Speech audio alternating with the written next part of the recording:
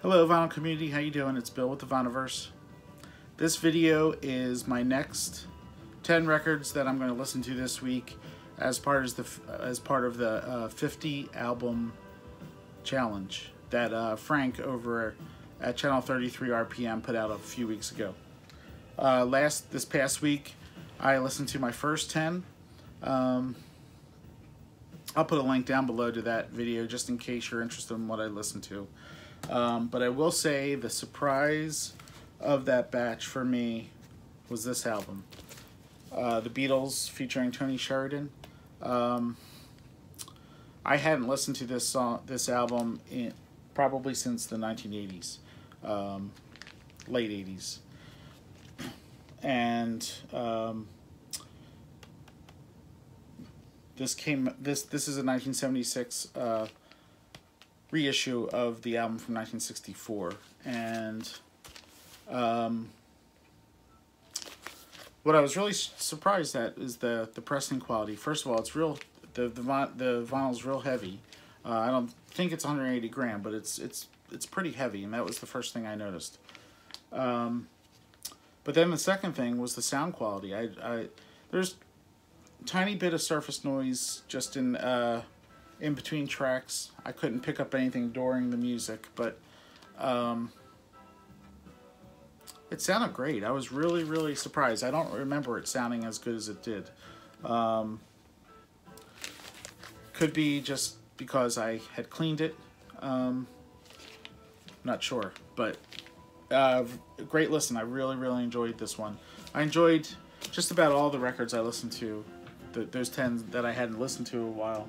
But that was the one that I was surprised that I enjoyed as much as I did. Okay, now for my second 10. These are the 10 I'm going to try to get through this week.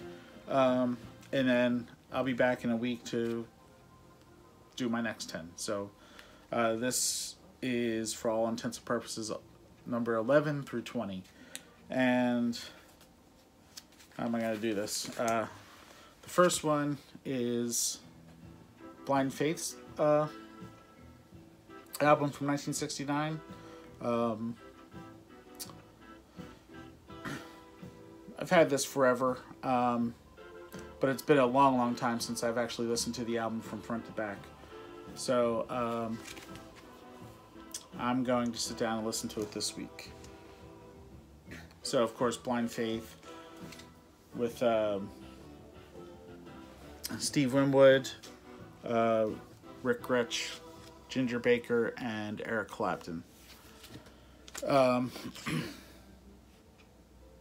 Yeah, it's a great album, but it'll be nice to actually listen to it. It's been quite some time. Next is Amal Jamal, and this is his Naked City theme. Let's see, this came out in, this is a 1964 release, and this is a 1975 repress.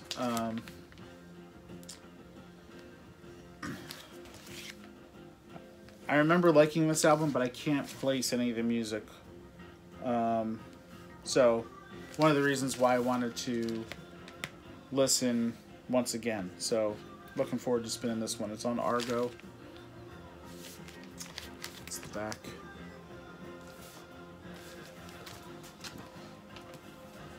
Next, Heart, Dreamboat Annie. This came out in 1975. Great album, and it's been a long time since I've listened to it from start to finish, so looking forward to that one. Paul McCartney, Give My Regards to Broad Street. Have a very sentimental spot for this one in my collection. This is the original album that I picked up back in 1984. When I first got back into vinyl back in early 2016, I recall listening to this, but it's been since then since I've given it a spin. So 1984, I would have been 12, 13 years old, and this movie came out, and that's when I was really just full in on discovering the Beatles and really getting into them. So when this movie came out, I remember going to the movies with a friend to see this, and I was just like, even though now in retrospect it's a horrible movie, I just loved it. And seeing Paul McCartney and Ringo Starr, for that matter, and George Martin, for my young impressionable mind, it was just amazing.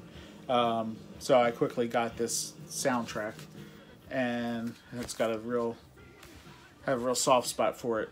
Some pretty good stuff. So he redoes a few Beatles songs: "Good Day, Sunshine," "Yesterday," "Here, There, and Everywhere," Eleanor Rigby, "The Long and Winding Road."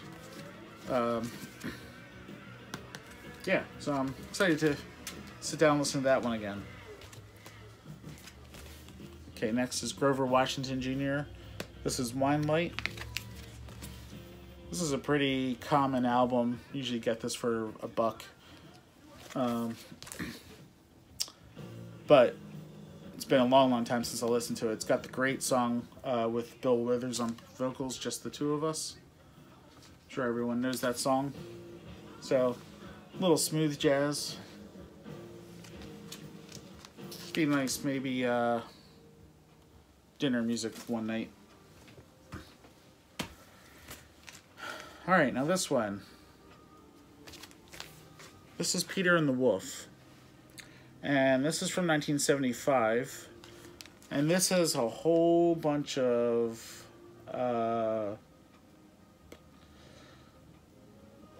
different artists on it. Mostly Prague.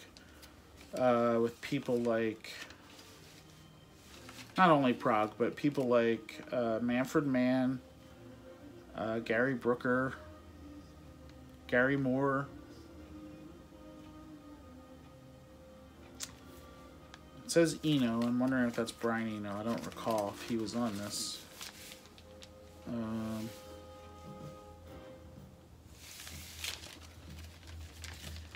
But also people like Bill Bruford, Phil Collins, Alvin Lee, Percy Jones, John Goodsall. I think it is Brian Eno. It just says Eno. But it's synthesizer, so I'm thinking it is him. Jack Lancaster, a lot of known people. Cozy Powell. Yeah. So it's been a long time since I've listened to this one. This is the inner sleeve.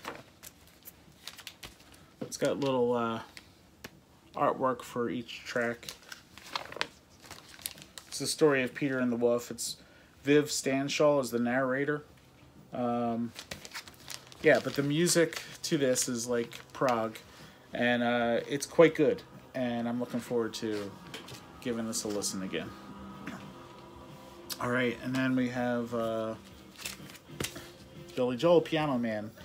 And this is probably not going to be the only time he shows up on my 50 record challenge list. I think I earmarked another album of his to listen to. So this is 1973, and this is a 1980 reissue. So it's got Captain Jack, Piano Man, Ballad of Billy the Kid. Those are the known songs on this album. I don't know the last time I listened to this one. Long time. Okay, next. Steppenwolf, 1968. I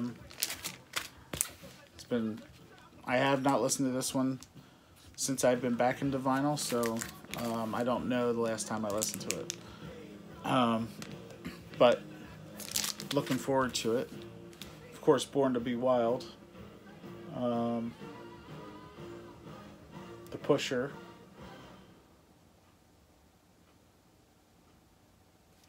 Cover of Hoochie Coochie Man. Yeah, Steppenwolf. Should be a very good listen. Next, the Beach Boys 2020. This is an underrated album. 1969. It opens up with Do It Again, I think. Yeah, it opens up with Do It Again. I don't know if you can see that. Great song. It's an underrated album, but it's been quite some time since I've listened to it. Beach Boys 2020. It's a good one. And number 10, we have Rick Wakeman, Journey to the Center of the Earth, from 1974. Recorded in concert at the Royal Festival Hall, London on Friday, January 18th, 1974, with the London Symphony Orchestra and the English Chamber Choir, conducted by David Measham, production narrated by David Hemmings. So Rick Wakeman, the great keyboardist, from most well known from Yes, but played with David Bowie and Cat Stevens, but great solo work from him. It's him there is known for wearing a cape. So yeah, big fan of Rick Wakeman, especially this period, early mid 70s. But yeah, it's been a long time since I've listened to it, so looking forward to it. Alright, that's my next 10, so I'll get through these this week and show you the next 10 next week. Alright, everyone, take care. Hope you're all doing well, and I'll talk to you again soon. Bye now. Take care.